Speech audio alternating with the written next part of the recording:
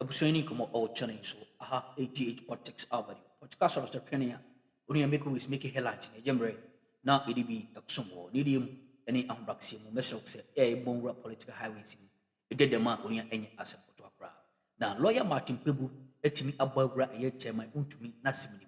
Now what they say ne judgment day extension plea na one lawyer omu esre court. The amana den pa aye nsem bi o mkeka edifa aye owra tim se owra egu owra ewu owra eninyi na so bia na ye mreseye na onua mesra wo se lawyer Martin Kpebu kire se sa remarks ya NPP amayiko no eka ye eno ene ama aye the extension date no akoye very difficult amana wouldn't be very easy because lawyer bia say also asemfufu bi mu na se nyo na wo hya ase a wogi court proceedings na wa hwe bia asem na start ya e de ebedrum pempen so a wonso oba wo gi kanya asem bia na omusem bi o mkeka ye no ene ebu etia wo mesro say mo ngura aye lawyer Martin Kpebu aso abrawa jembre. Yeah, money. Yes, I'm laughing because you know the NPP coined this mantra, Ora is dead, Ora is dead. Now today, Wontumi is facing judgment, is asking for extension. I was like, you see, if they hadn't put pressure on the government that Ora is dead, Wontumi could have had this extension easily. Really? Easily, yeah, no. Once a new lawyer comes, it's easy to get an adjournment. But because of this, Ora Yamutu, all those things, now their words are coming to bite them. I support his attachment's request for some time. Yeah, I think the judge should grant him a bit of time. You see, Ghana is not coming to an end. You forget about what they did when they were in government, etc. It's all right. This judge should show them leadership. He should grant it. We know what they did, okay? But the judge should be father for all. Grant the adjournment a bit. Why not? We still have about 3 weeks.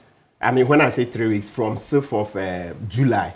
You know, the judgment is slated for Friday, 3rd July. But Friday, 3rd July is a public holiday. So, yes, if for the judge to work, yes, it can be allowed. But because of our political circumstances, I don't think the judge would do it. So, most likely, he will sit on Monday, 6th July, I think. And Monday, 6th. So, my point is that we have up to 31st of July before we go on the vacation. So 3 weeks more, they can do but the Attorney General is opposing that. Yeah. No, I'm not dealing with that. No. Look, it's the politics of it. That's what they did to him. They were trolling him. Ora is dead. That's the thing. Otherwise, you ask any experienced practitioner, once a new lawyer comes, yeah, we all know that it appears it's a ploy to delay. But once a new lawyer has come, you have to grant him a bit of time. It's not something, but for their attitude, it's not something that would have even attracted public attention. But when you go trolling a government that its flagship program on corruption, etc., is dead, that's what the Attorney General will do. Anyway, so I support his call for an adjournment to give him time. So let me go to my ritual. I haven't just today instead of just preliminary. We'll give you because I just wanted to chip in. Yes, that you support. The judge is acting because of the oral kind of activity. No, I said the Attorney General. You know, we need to allow the law to work. That's all. So the law must work. If you do that, he won't do this because under the law, same law, he can say the law permits that extension. Okay, and the law also allows him to go ahead on the SIP. Yes. So just don't say the law should appeal that you should take that part that can. That is persuasive. That is persuasive. But you shouldn't say because the judge is working, it's as a result I said the Attorney General. The Attorney General is working as a result of the pressure put on Ora. That is all that I'm disputing. No, maybe, he said it. Maybe it's a fact that he's accumulated. I was there as a witness. And yes, you were a witness to this case. Yes, I was. For Chairman Wontumi. Yes. I see. As a deputy minister, you know, and my role, whether or not he had that concession legally, and whether or not there were instances where security details were sent to the concession for recalcitrant to be clamped down. Great. Those were things that So I don't intend for us to adjudicate this matter on the... Yes, because it was still just an active a flash case. anyway. But then again, it's just a point in the exonerate oral, Okay. Anyway. So Mr. Can say, hi, today is my usual this ritual of greeting Togbe after the 14th, etc. Please, I want to appeal to the Ghanaians. Look, there's this problem on our hands, the matter of getting Oforiatta down.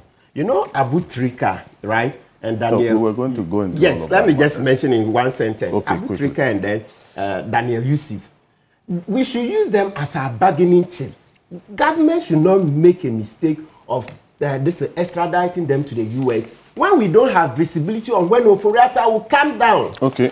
It's very, very important. Because if we make a mistake and allow Abu Trika and Daniel Yusuf to be extradited, we are finished. Then where's your bargaining chip? Because you see, the Attorney General went there, was it last week, Saturday, we discussed it, right? So he went the week before. I'm sure that is because of these guys. You know, the Americans will put pressure, and we don't have that muscle like Iran to withstand America and humiliate them. We don't, at the governmental level, we don't have the kind of Iranian power. So it's the citizens who need to get up. Citizens need to get up and also join this conversation, petitions, etc., to the president, to the attorney general, demonstrations, etc. Because they just want to take these guys and go. They won't bring you Oforiatta lightly.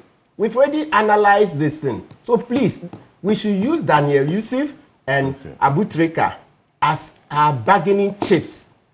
All right? Our bargaining chips. Mr. Council, and then the District Assembly Common Fund.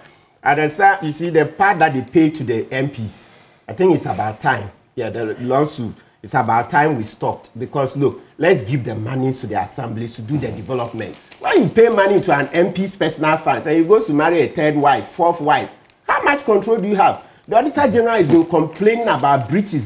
But you see, whenever the administrator of the District Assembly Common Fund goes to the Parliament, they don't discuss that part because the money comes to them. That's the MP's Common Fund. Let's stop it. Right. Give all the money to the District Assembly. MPs should not be receiving Common Fund into their personal accounts. They'll marry third, fourth wife, and then what do you do? But this matter has been challenged, right? It's in court. Yes. So we'll wait to see what the outcome will be, in fact, because there's also another aspect of how the assemblies need the money to deal with matters of sanitation and so on, because of how we've seen what's happening. And some of them can't is even it important deal for with me the to clarify sanitation that situation. point? Just briefly.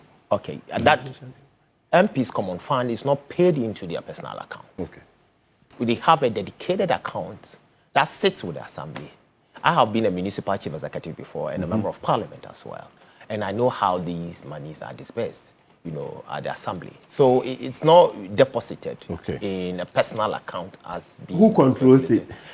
The assembly. And you need to provide the details of the project you're going to use the fund for before it is even given out. Okay. So that the MCA can decide. That I'm not giving it to you. No, it doesn't work like that in practice. Otherwise, the newspapers would have been awash with. That is how it's supposed to be. Not. So if you're saying it, then there must be checks and balances. It's their personal account. It's not a personal account. There's a certain position of understanding. That's what it's supposed to be. But that's not what it is in reality. It's not what they are. So I think because, for example, if I'm assessing my fund, I need to write. Absolutely. To the chief executive. I think it doesn't work how it should be. But then, unfortunately, that's not what the reality is on the ground, and that's what we're going to. I even have my third and fourth quarter sitting with the assembly now. I see. That's you. Other people. We'll deal with that matter maybe sometime to come, because this is a case that is still in court. It's something we're following quite closely as well. Also joining us shortly is Godwin Ejudi Tamaklo. He's being put together right now. He's the CEO of the National Petroleum Authority, NPA, and also a private legal practitioner. Joining us shortly, together with Kofi Bentel. Now, and I'll start with you, Counsel, on this matter.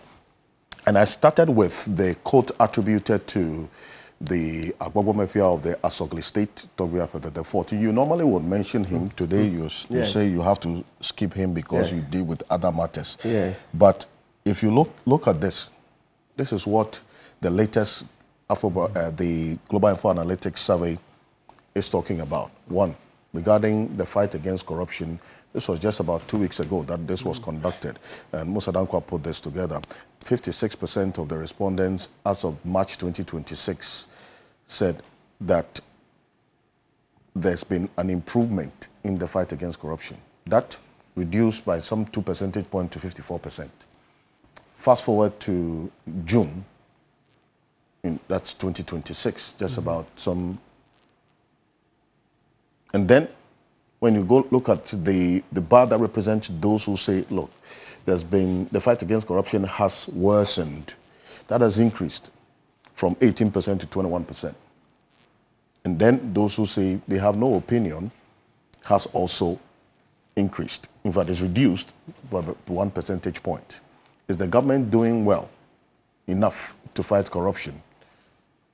Compared to March 2026, there's been an improvement in June 2026 respondents who say the government is fighting corruption. Just about 2 percentage point improvement. Then that same difference you see in those who are saying no, the government is not doing enough to fight corruption. That's not all. In fact, if you look at the IEA report as well, it also points to corruption as one of the major issues that they are also looking at when it comes to assessing the president, John Dramani Mahama's term in office, at least the last 15 months that they looked at. Take that into consideration and look at what the context in which Toby Apateta 14 puts this matter of the fight against corruption as being looked at as termites at the woodwork, eating at the very foundations of our development. Would you subscribe to that proposal that, look, after you've finished serving your term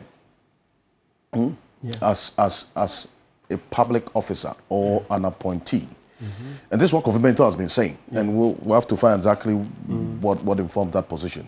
Stay in the country until a certain time when there's no question for you to answer.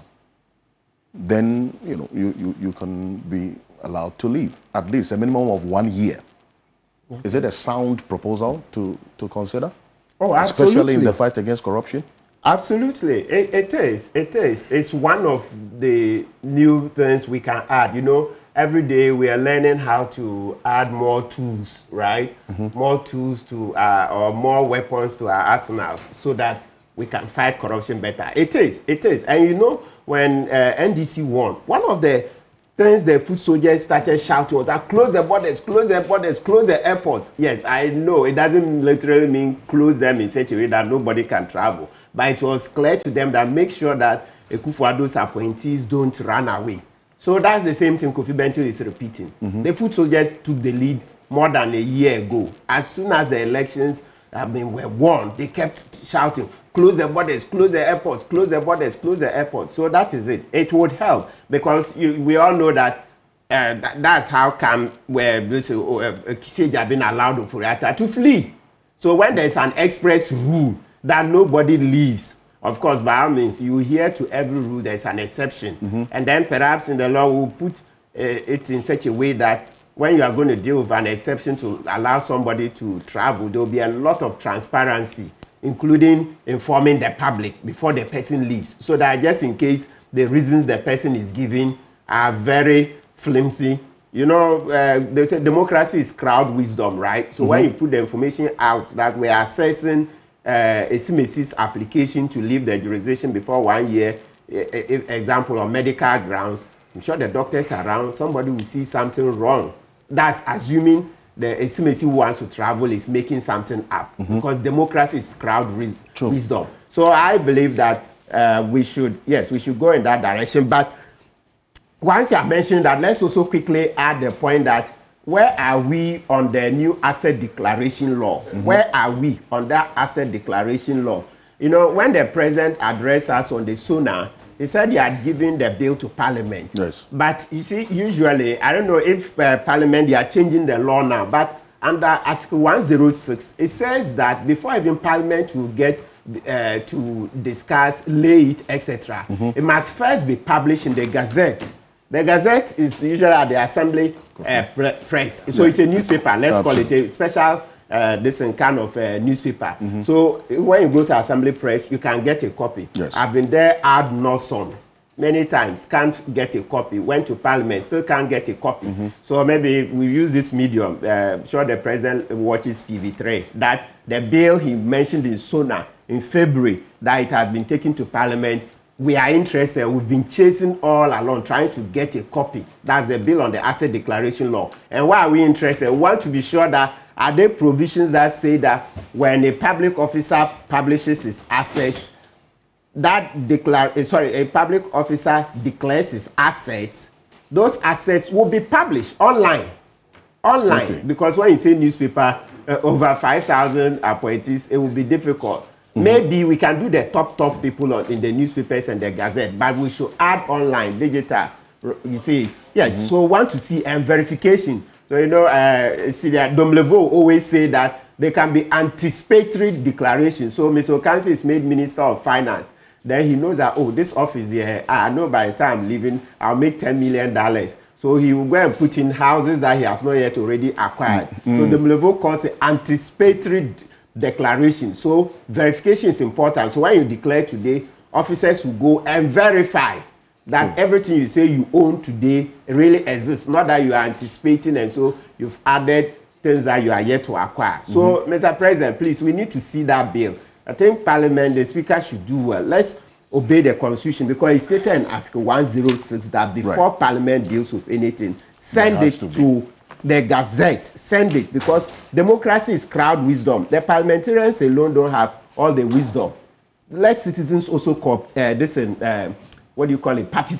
Right. Yeah. Perfect. Thank you. Now, let me acknowledge it quickly. So, Council, I'll come to you so that you end the point that you are making.